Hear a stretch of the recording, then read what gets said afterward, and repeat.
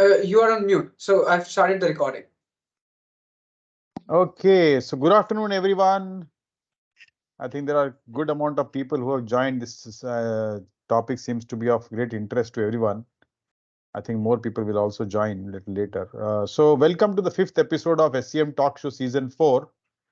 So as you would all know that, we had Season 1, Season 2, this is 4th season, and in the 4th season, we have the 5th episode.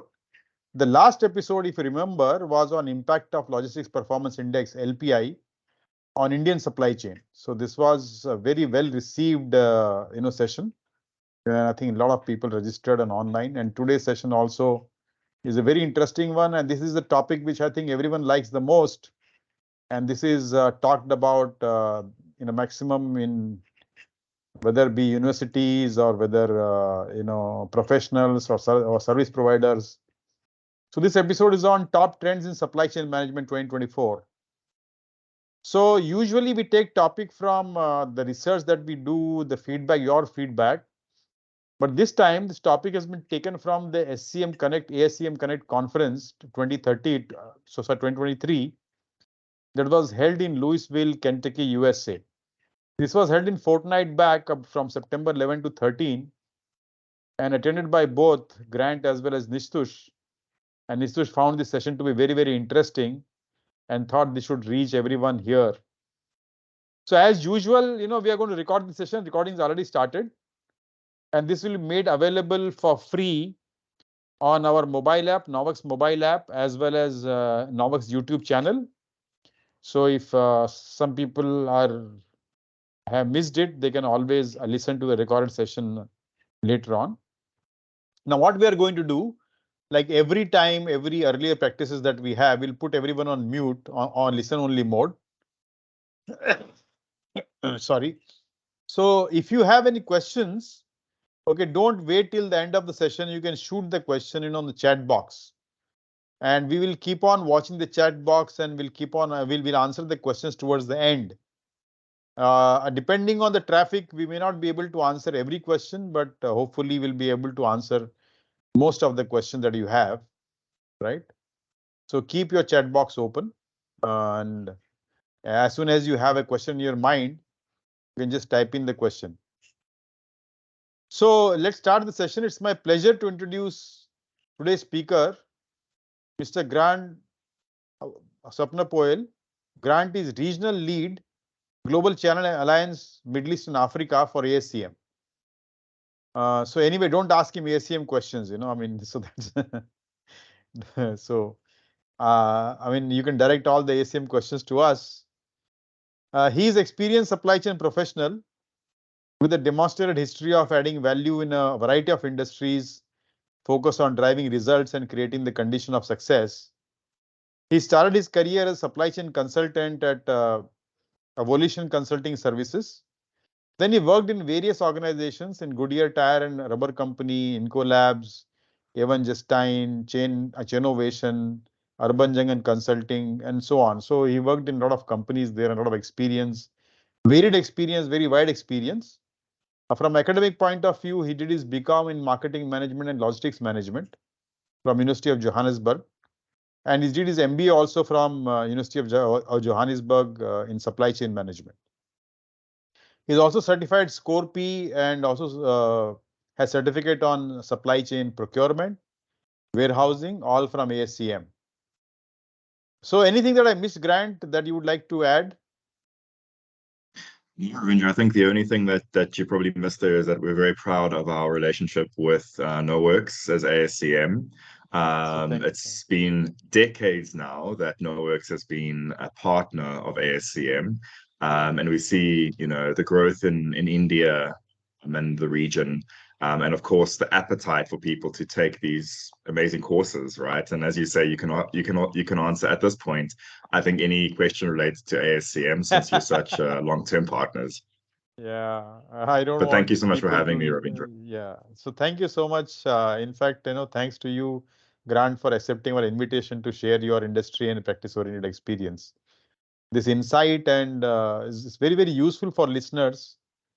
So, supply chain. So my question, first question, supply chain trend is probably the hottest topic that practitioners, service providers, and students have interest in. So, whenever we ask, whenever people ask for a presentation, be it, manufacturing company, logistics company, warehousing company, be it a students community doing MBA, be it, service providers like, Infosys, TCS, and wherever we go, the most favored topic is technology trends. So everyone wants to know what is coming in, what is going on.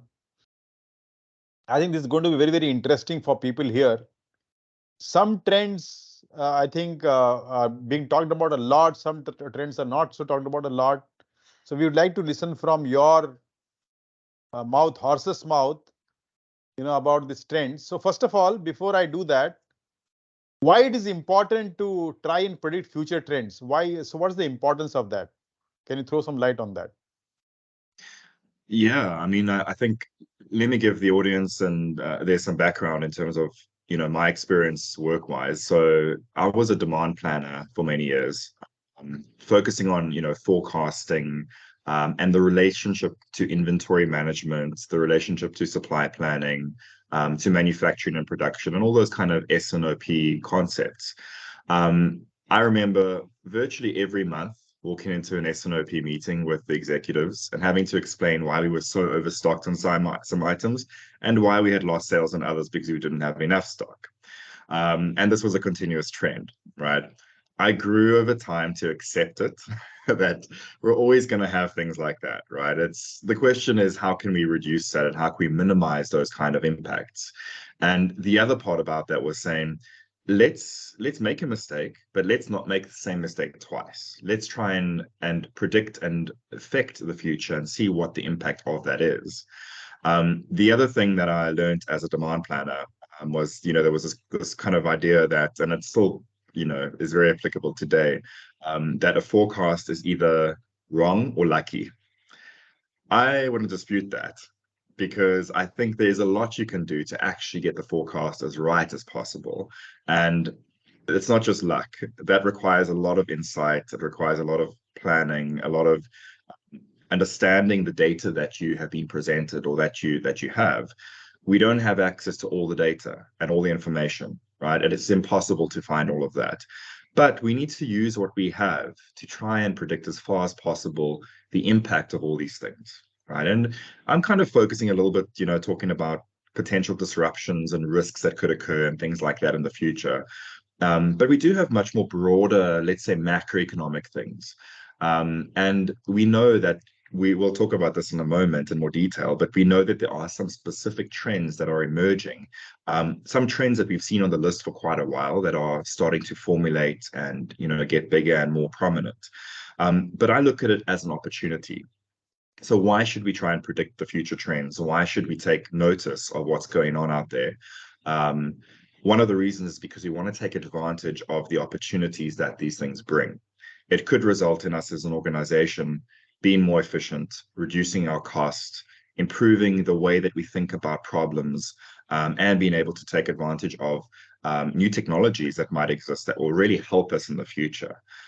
So for me, it's really important to understand that, and organizations and supply chains out there, I would challenge them to have more of a formalized process, right? To think about what is coming next. What could we use going forward? Not just the typical NPD processes and things that we do, which is perfect and great, but what else is there and how can we use this better, right? So I think, really important that we keep an eye on all these different things and, notice what's happening out there. Yep, we want to be prepared. We don't want to be caught by surprise. The others are catching up with technology and we are not able to. So that's not going to be a good situation. Yeah, absolutely. Thank you so much. So and now the biggest question, what are some of the trends that we can expect going in 2024 and beyond?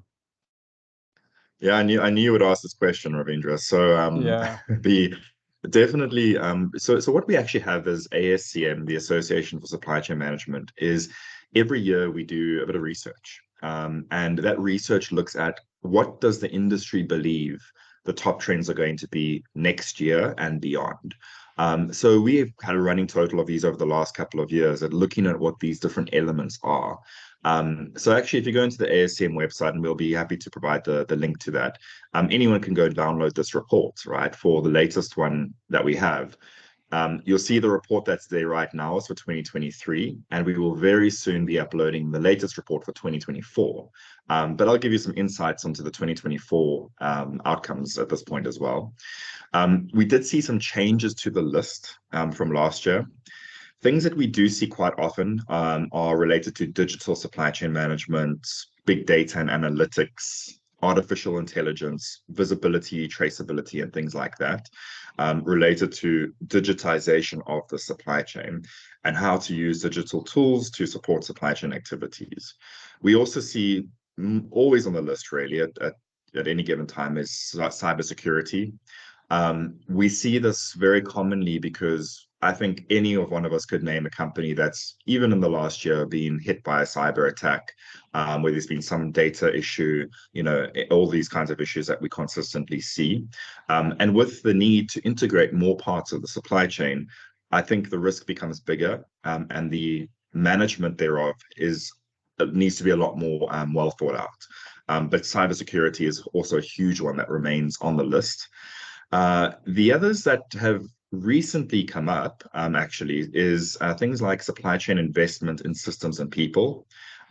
This is a very interesting one because this is something that I think the need is starting to become very clear in people's minds, that to enable us to be operating in this very risky environment, things are changing all the time. We actually need to have a sense of stability in the way we manage it. Back to my demand planning days, right? I accepted that we're always going to be in a state of some kind of crisis, right? Yes, that's going to be many different things, and some are more predictable than others. But I think what we need to do is keep relating that back into a process, back into a system, and back into the skills that we have as people to be able to deal with these things, right? Let's not be surprised if next year there's something else that's out of stock or there's a mass shortage of something, right? Let's just know how to deal with it and use the playbook that we've been given to really support that, right? The other thing that's coming up quite a lot now is agility and resilience. Agility and resilience related to, again, the same concept is we've almost accepted our fate as there is a lack of stability out there. ASCM, by the way, also has a stability index, which is also very interesting if you have time to read that. But looking at what are the elements that relate to us having this unstable environment. So the question there in terms of the trend is how to support and build processes and help of technologies as well to support being more resilient, right, and being more agile as an organization. And there's many ways to do that, right, that don't have to necessarily be at a higher cost, but do need to have some thought that needs to go into it. Another one that's brand new on the list, in fact, it's number 10. So we've got a list of the top 10 trends. The one at number 10 that's made an appearance is geopolitics and deglobalization of supply chains. So obviously a very interesting one, because when we think of this, there's another term called nearshoring, very common in the United States, moving away from China, trying to do more localized production, and that localized production could also be Mexico, for example. India is one of the countries that's kind of a beneficiary of the deglobalization of supply chains for the United States, and that all manufacturing moving over to other countries. But if we really think about this, we've seen so many of these risks over the last couple of years. And the question is not always about what is the lowest cost to do supply chain stuff? What is the lowest cost for manufacturing? Because there's a bigger cost to that, and that cost relates to the impact of global supply chains and all the touch points around it, which could be geopolitical, there could be ethical considerations, there could be environmental considerations as well that need to be taken into account. So as supply chain professionals, we're now sitting in a position where we're not just focused on cost, we also have to think about all these other currencies that we need to take into account when we do the planning for our supply chains.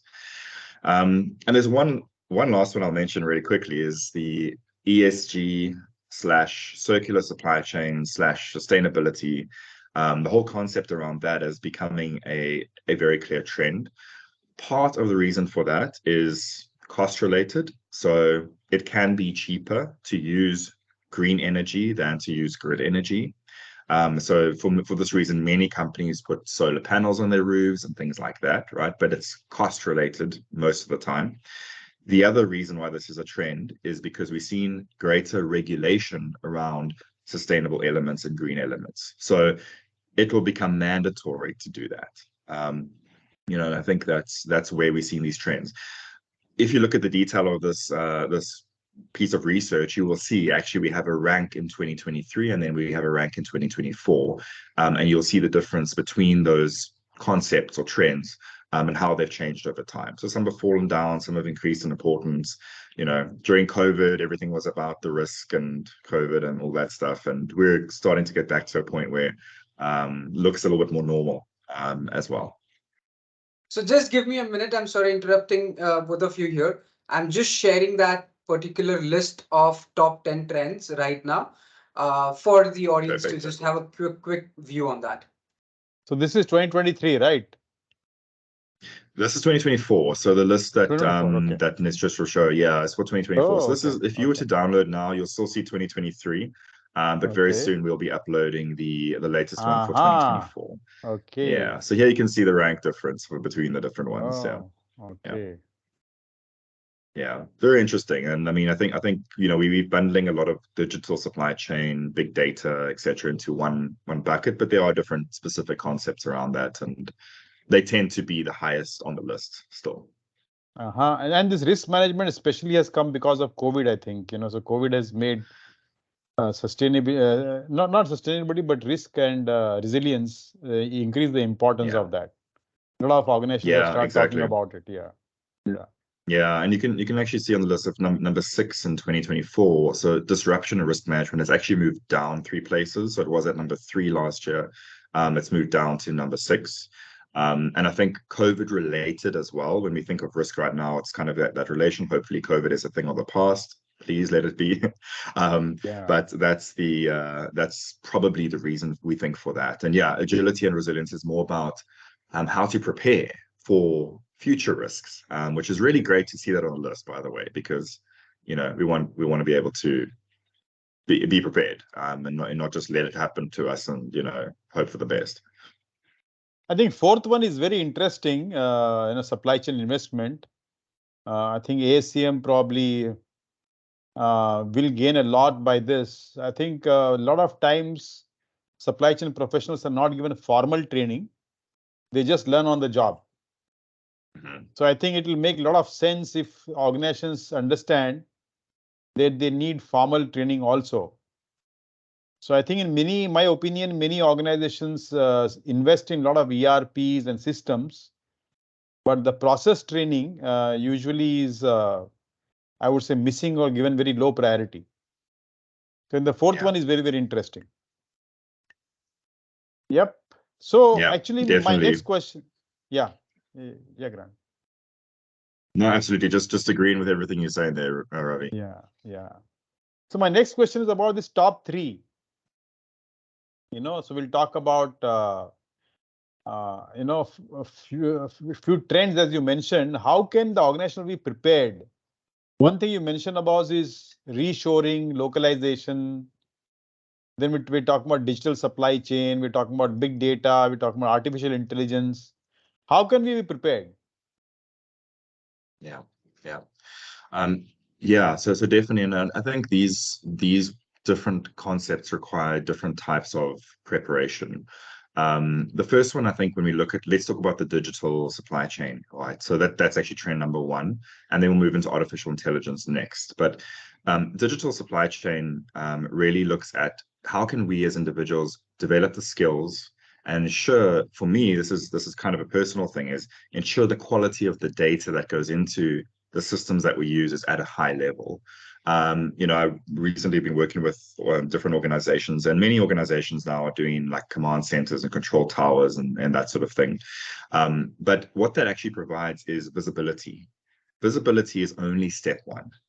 After visibility, we actually need to go and use that information and make a change, do something different, take a decision, and actually implement a change that can help support that metric to get better.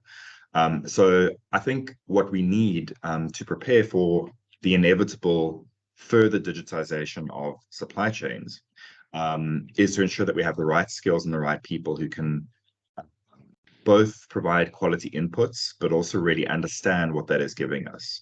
I like to think of this again to my demand planning days as, was my job to put a number into a system, or was my job to improve forecast accuracy? And if I look at those from those different perspectives, this applies to any role in supply chain, you're going to have a different way of dealing with it, right? A different way of working. And this is really applicable when we look at the digital supply chain trend that we are seeing. And this covers many, many different things, right? But definitely we've seen this a lot. We're also seeing a change in sort of the let's call it the service side or the non-physical side of supply chains. So thinking of, you know, the non-physical part of the supply chain as a supply chain, thinking of the information flow as part of the supply chain. So understanding how information flows is going to help us to understand what that supply chain looks like when we think of it from that perspective, not just the physical, the cost-related component of it. So I think this is one way we can start to prepare for that. I mean, there's many organizations doing a lot in digital supply chain already. You know, we've definitely seen it come out. I mean, so this I would say almost, yes, it's a trend, but it's actually a reality as well. The next thing is looking at artificial intelligence, right? And so many people are scared that they won't have jobs in the future, you know, that robots are going to take over, and all of those sort of things. I will just liken it to any industry that has advanced on Earth for the last 200 years, right? If we look at the advent of the combustion engine, right? All of a sudden, people who supported the horse industry, the horse and cart industry, had no jobs. There was a whole different set of, you know, changes in the industry that happened. And I think actually what artificial intelligence does is really help to do the kind of tasks that, you know, a robot could do, and you don't actually need a human to do it, but you need a human to program it. You need a human to support with the output. So what it's doing is just shifting the kind of skills that we need over time, right? I mean, we've already seen like ChatGPT and all these things, you know, create an entire presentation for us in a matter of minutes. This would take us 4 hours to do if we didn't have that. But that means that we could be spending our time on something else, even more valuable or more value adding. So I think we as individuals should just be thinking about that from what can I do to, first of all, understand this kind of technology, really important, but also then to think of what I could do with my time that is applicable to me, right? The creative things that humans do, the problem solving that humans do. I think we're still very far away from, you know, a computer being able to just do all of that for us. So that's something that I would just mention. The other one, Ravi, that you had touched on as well was the localization piece. And I think just, you know, the geopolitics, deglobalization of supply chains. You know, it looks like we're heading to a bit of a more rough future, at least in a couple of years, you know, looking at wars and potential of wars and, you know, all these things that we see in the news, which we don't like to read too much of. But definitely, I think it's a reality, you know, and I think as supply chain professionals, let's accept that there could be more of this kind of risk going forward. But how do we protect that? And how do we also ensure the localization of manufacturing and other parts of the supply chain as far as possible, for the reason of being more stable, ensuring that the risk is not as great, and secondly, to support the economies of our own countries. So I think this is definitely a huge trend that we're seeing. It's for different reasons in different parts of the world, but essentially you want to support your own country. You want to make sure that your own country benefits from, you know, from parts of the supply chain that you can control. So yeah, this is a bigger picture. Definitely the geopolitics and deglobalization of supply chains is not necessarily a singular person decision, but definitely something to keep in mind, considering the factors that are not just related to cost and how that impacts in the long term, right? So this is really, I'd say, the important part of that. Thank you so much. Thank you. So one question which I ask all the you know, my guests, for the benefit of the audience, in terms of skills, how should we be thinking of preparing the workforce to deal with changing landscape? This is very critical because, I think all the participants who are listening to you, one of the objective that they have is not only gaining knowledge, but also progress in their career. So what can be done about this? Yeah. So luckily, ASCM does have a few options on this, which KnoWerX obviously has full access to and is able to support with certifications. For example, you do many certifications, CSCP, CPIM, and CLTD, which are part of being able to understand these different concepts and being able to implement them, more importantly, in a practical way. But also, it's about and the one I want to touch on is sort of an on-the-job training piece as well, which is related to the risk and resilience preparation. So being able to understand how to do scenario planning, doing things, I wouldn't say outside of a system, but being able to think ad hoc in terms of what are the inputs we need to consider and how should we be using those to do scenarios to say, what if we didn't have access to the supply anymore? What if the cost increased by 30%? What would we do as a business to solve that problem, right? So being able to preempt and predict those things, I think from a skill perspective, as supply chain professionals, we should be getting more into that level. We sit in too many SNOP meetings as well. And again, SNOP is a good frame of reference for me. But that executive level SNOP meeting should be about bringing solutions to the table and then getting sign off on those solutions, given all the costs and constraints related to those. It's not about, oh no, we can't supply the next month's order because we didn't get the stock from the supplier. Yes, we need to fix that. But what's much more important is how do we look at the potential issues that we're going to have and be able to fix those as supply chain professionals. Obviously, there's many trainings you can do. I would say that, for example, the technology certificate that we have as ASCM really helps for individuals to understand, what does blockchain mean? What does artificial intelligence do? How does machine learning support forecasting? Being able to understand that as a starting point. I did not know about blockchain. I've heard about it a lot, until recently, being like, oh, that's what it means. So something just to remain close to and understand what the implication of that is. So I would say it's about awareness, and then secondly, practical skills that can be implemented. I think there is a new certificate on technology from ASCM, and that's very useful because most of us are not IT professionals, we are supply chain professionals, and we keep hearing these terms, keep hearing the language, but we don't know exactly what it is and how we can apply in our business. So I think these certificates are very good. They add a lot of value to our knowledge and the career both. Yeah.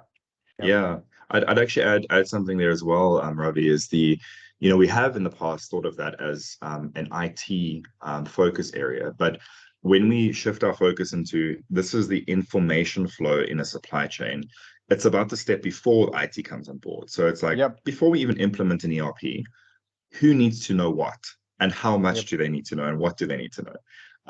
That's sitting almost in the realm of supply chain, I'd say. But yeah, so it's a great point that you made there. It's just the shifting of that thinking is, let's be responsible for that and understand those concepts and not leave it to IT only. Right. So now that we discuss some future trends in SCM, what do you believe could be some risks that we face? How can we prepare for these risks, particularly when we have unanticipated risks? And I think the biggest unanticipated risk was COVID. Was also about technology. Please don't mention that again.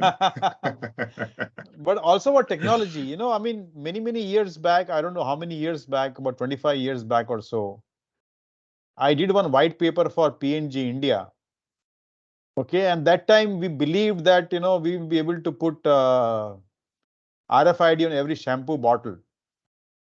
Okay, but today, after so many years we spent, we realized that, that was a wishful thinking.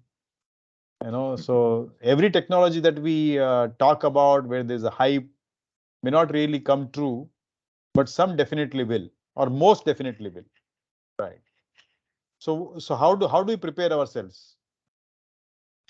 Yeah, I mean, looking at future potential risks is always tricky because we have two kinds of risks, really. We have known or predictable, let's call it, like, okay, there could be a greater escalation of the war between Russia and Ukraine. What does that mean, right? We could predict to an extent the impact of that. COVID was one of those that was not even on people's risk register, right? Or pandemic was not even there. So that was more unpredictable, right? But even for unpredictable risk, there is an element of preparation that we can do.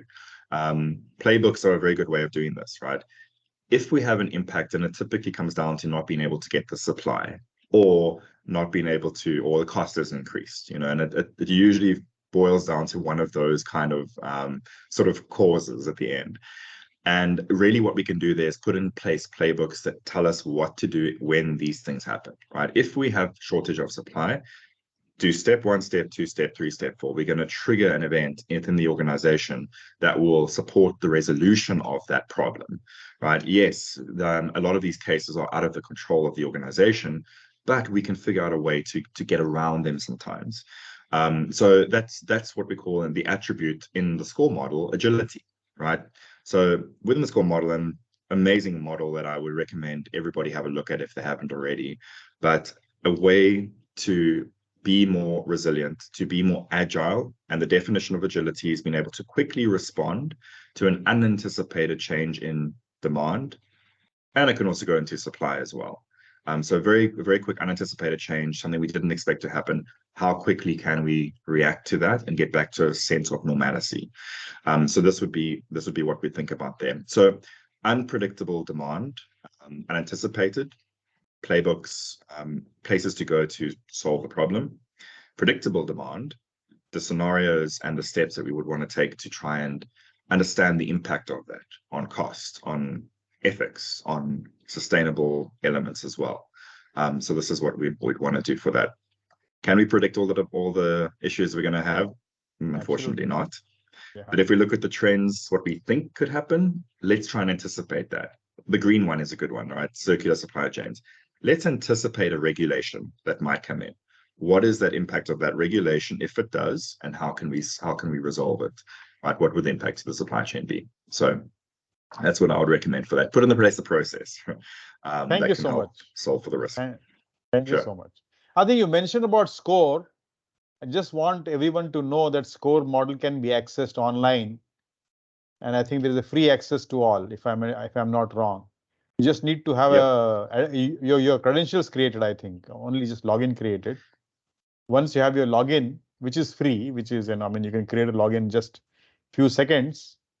Once you create a login on ASCM website, you can access the SCORE model free. It's very, very valuable, highly valuable resource. It's years and years and years of effort that I think many experts, subject matters experts have put in to create this model, and it's great value, very, very great value to people. So if you have not ever looked at SCORE model, please create a login on ASCM website and please look for SCORE model. The URL I think is very simple, score.ascm.org. It's very simple model. Significant time. Oh, DCM is also additional, but there's also score.ascm.org. So that's another one. Yeah, both I think so. You can just have a look at it. Yeah. Great. So how can people find out more about this trend, supply chain trends, and get access to supporting ASCM resources, ASCM frameworks? And you mentioned too, score.ascm.org and dcm.ascm. So yes. Well, two very, very, very useful models, as you pointed out as well. I would definitely go to those as a starting point, because the question is, how do we design the supply chain? If we take a step back and look at the trends that are coming up, how would we design the supply chain from scratch if we could, right? But also, what could we implement as practices that can go into that? The SCORE model lists hundreds of practices, actually. So within those practices, there's things like big data and analytics. There's things like artificial intelligence, like blockchain, and all these kinds of things. And it links it into what processes and what performance objectives does that impact. So very interesting for us to see that, right? We want to have a business case for all these different things that we do. If we're going to spend a lot of money on technology, we need a full business case for that. What is it going to do for us? The other framework that is very interesting from an information flow perspective is dcm.ascm.org. ASCM worked with Deloitte originally to create this framework. And it's really interactive, actually. And you can see there's level 1, 2, and 3 capabilities in the supply chain that we'd want to use to be able to support the information flows. We actually also have, if you go into the DCM and the SCORE website as well, you'll be able to see there's a little, like a couple of hours session that you can do, which will take you through how to use the frameworks and what it looks like, and how to implement it as well. So really nice. We also have training, by the way. So training on SCORE, which is a 2-day training, which is really, really great. And then we also have a sustainability set of standards. So there's 189 standards. The standards say basically different elements of sustainability for the organization, looking at how the organization can best say tick off, yes, we do this. We have a policy related to workforce, or we have a policy related to how we emit greenhouse gases, or we measure greenhouse gas emissions, and these kinds of things. So very, very structured and very broad set of standards that we also have. And you can also get this from the ASCM website as well. So really, really interesting there. But yeah, these are frameworks, right? So the frameworks is a reference point to use to help support the organization itself. But every organization's context and case is going to be slightly different. Yeah, in addition, I like the new certification on transformation, supply chain transformation. So if you are looking for sort of a formal path or a structured path to transform your supply chain from where you are to where you want to go, I think there is a mechanism that we provide. Mm-hmm. Yeah. Great, wonderful. Yeah, absolutely. So yeah, I would ask you the same question again. What advice would you give to our listeners to accelerate their career growth in supply chain management field? So we have two kinds of listeners. Some are supply chain professionals already with a lot of experience. Some are very new to supply chain management with less experience. Do you have a path where you say this is where you start and this is what you do and so on? I mean, I'm sure that they may belong to different streams, like as you said, demand planner or a production planner or logistics or warehousing professionals, or so on. Yeah. Well, let's look at it from two different perspectives. So the one is, what part of the supply chain do we want to have skills in? And the other is, what level are we at in our careers and where we want to be, etc. So, someone coming out of high school that hasn't yet, done a degree or anything like that, we might not recommend immediately a CSCP. Right? Maybe after a couple of years of working and getting more experience, that's probably a good fit for them, or same with the CTSC as well. But we have foundational level courses. We have the Foundations of Supply Chain Management, which is a fantastic set of different courses within that, focus on different areas. There is the certificate programs as well, which are very useful too, because those are focused on specific areas, and also give a sort of middle ground level of experience that is related to that. So it's a really great courses to do there. And of course, going up all the way to the certification. So I would say, to make that decision for anyone in the audience, looking at studying something or upskilling themselves, is where are you now and where do you want to be from a part of the supply chain perspective, and what is your current level, right? This will help to take that journey.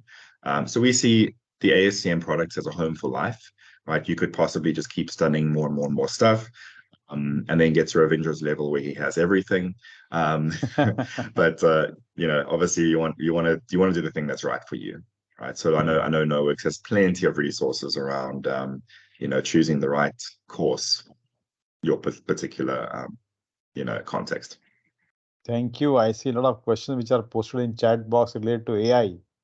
So it looks like a lot of interest in AI. Yeah. I mean, I'm not surprised because, India is known to be a tech center of the world. I'm not surprised people asking for AI questions. I'm not surprised. Yeah. So thank you so much, Grant. And, I will now have Nistush ask questions, from listeners. So I'll hand over to Nistush now to share these questions one by one. Right. Thank you so much for this insightful session to the speakers. Really excellent discussion. And I'm sure the supply chain community will be now looking forward to the trends and probably looking themselves to prepare in the future. So I'll take the questions from the audience now. So this question is from Mr. Umaid. How much impact in terms of percentage artificial intelligence can make on demand planner and supply planners working? He has a second question also. Says SNOP role is more or less a collaboration activity. How can artificial intelligence impact it? Yeah. Well, I'd say imagine understanding the consumers better, right? Imagine understanding what a cost change would be, or a price change would be for the consumer. How would bringing on a new flavor impact what they do, right? So in their buying patterns and their specific behaviors. And I think that can help to support a future forecasting methodology, right? In terms of percentage, I am not an expert on artificial intelligence, but there could be some definite benefits to that in terms of, I wouldn't say reducing the time that we're working. I would say refocusing what we do during that time as a demand planner or supply planner, maybe getting to the next level of understanding what is it that this change would make, right? And doing, again, that scenario planning and things like that. That's where I think artificial intelligence can be very, very useful, right? In that, from that more business intelligence analytical perspective, right, versus the day-to-day running of a demand plan or a forecast. Right? So that's where I think definitely has a lot more impact that it could be used. I worked for an organization that it wasn't all the way to artificial intelligence. It was more machine learning that would look at various different forecasting methods, understand which ones had been more correct in the past, and automatically update and change the forecasting method based on which one had been more accurate, right? So that's just the one step to go all the way there, but hugely helpful. And it turned out being that the computer was more correct than any person ever was. So, definitely a lot of applications there that we can apply. Thanks for the question.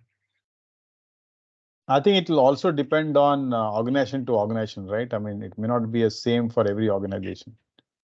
Yeah, absolutely. And also, not the entire hype is true. There's a lot of hype also in AI created by software industry. Not everything is applicable to every industry. Great. So I'll take the next question. It's from Mr. Manoj.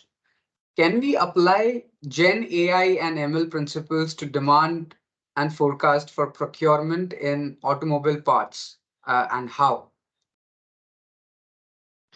Yeah, so I think again for the ML machine learning piece, as I've mentioned, it's absolutely applicable. If you think of like automotive parts, it's a dependent demand, right? So we have something else that we're building it for automobiles, for cars, right? So often we have the initial demand or the forecast, and thereafter we can now translate that into what it would mean from a parts perspective, when those parts are needed, and all those sort of things as well. So absolutely. I mean, I think in this kind of industry where you have many different parts, many complexities, it's probably going to help a lot to support that procurement. And also what it can do is look at cost differences, right? When we buy, what we purchase, all those kind of decisions, and it can help us to make those decisions, right? It can come up with here's what I think we should do. And you as the person, the human in the background can say, yes, I agree with that, or no, we haven't considered everything, right? But for sure, very applicable to that. So I'm not sure if Manoj is asking for service items or they're asking for production parts. Mm-hmm. I think it applies to both, but definitely, definitely can be useful. Perfect. I hope that answers the question from Mr. Manoj.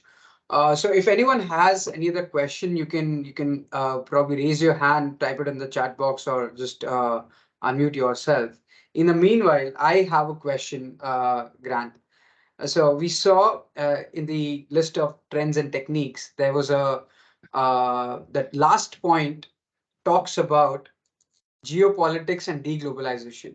Now, deglobalization is something which has caught my interest. When the world was, let's say, I will say, when the world was moving towards globalization.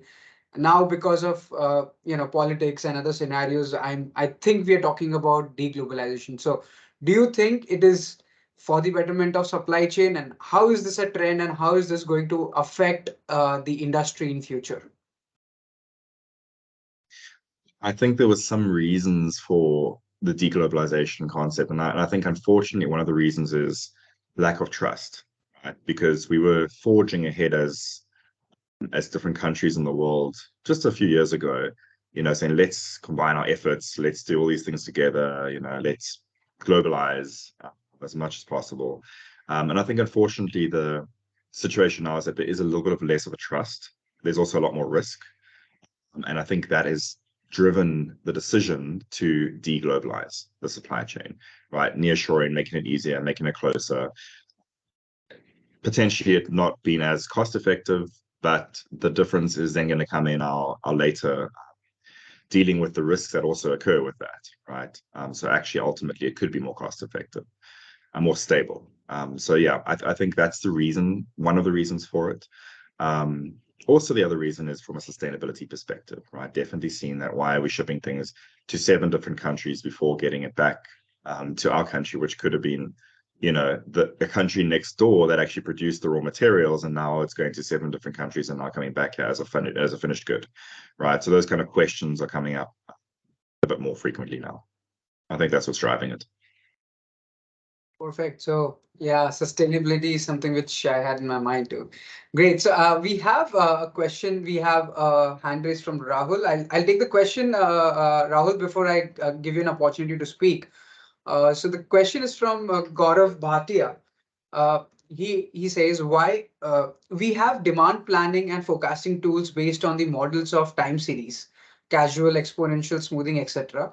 How can AI statistically improve it further technically? And are there any tools that have both? Yeah. So I think maybe Ravi wants to comment as well, just from an industry perspective. So we as ASCM, we wouldn't give a specific type of tool or solution. I think the considerations that we need to make is what is applicable for your organization. So yes, artificial intelligence can have an impact, but it does depend on what products we are forecasting for, what questions we need answered, and how it can learn from the past, right? I think that's a very key thing, understanding what has happened and why. Why did we run out of stock? Why did we over forecast? Why did we under forecast before? And also supporting that then with the data that can help us to close that gap. So I say the answer is yes, it can help, but I think it really is applicable to the specific area and type of organization and products that are being sold.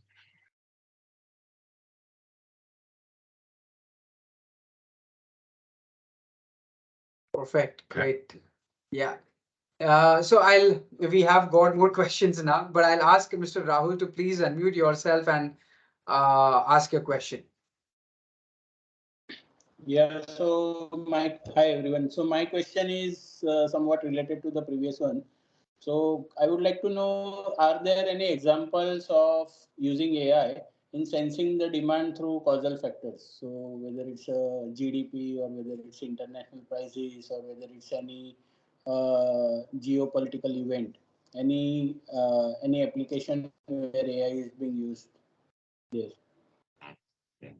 Yeah, it's a great question. And I think it's still in its infancy in many industries, right? Understanding what are the factors we need to build in.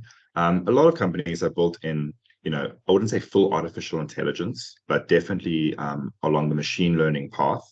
Trying to look at those causal factors, what are all the things we need to impact, etc. I can talk from my own experience where it was a company selling beauty products or cosmetics, right? And looking at every single element of a page on a book that showed the consumers what they could potentially buy, right? How the size of this was, what the cost was, impact of different types. different pieces of the way the product is presented, many factors like that, right? I want to say maybe 30 causal factors overall, various factors that we use to look at that. And over time, the system would look at the different impacts that those have, or that we believe that they have, right? And impact that in the future to look at the predictive demand for that. So we've come up with a prediction in the demand based on that before humans have even done anything.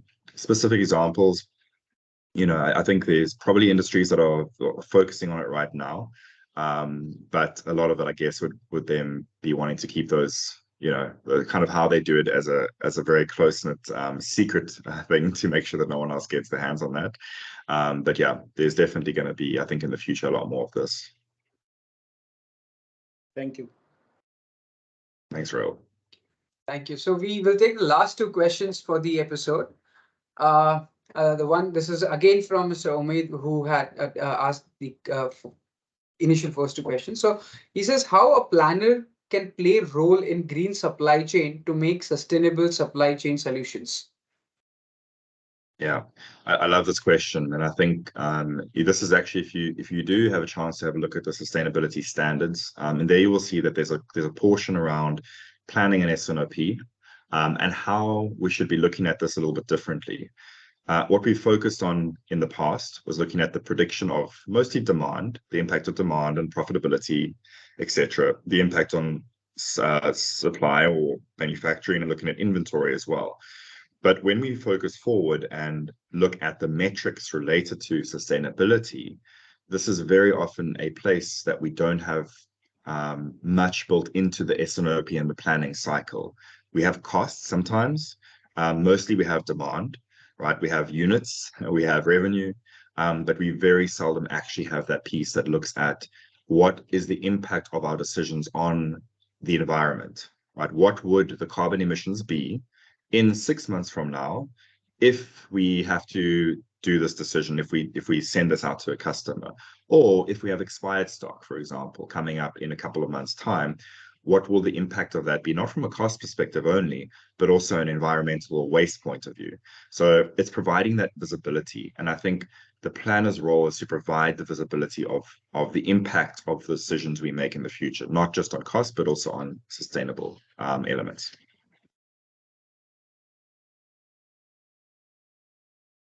Perfect. So this is the last question from Mr. Ajay Kumar. Kind of a follow-up question, I would say.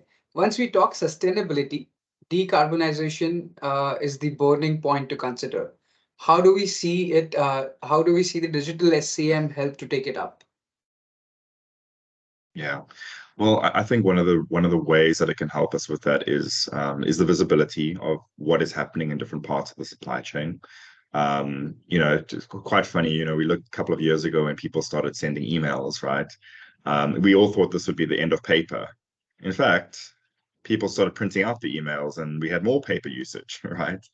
So that wasn't a very successful thing that we did there.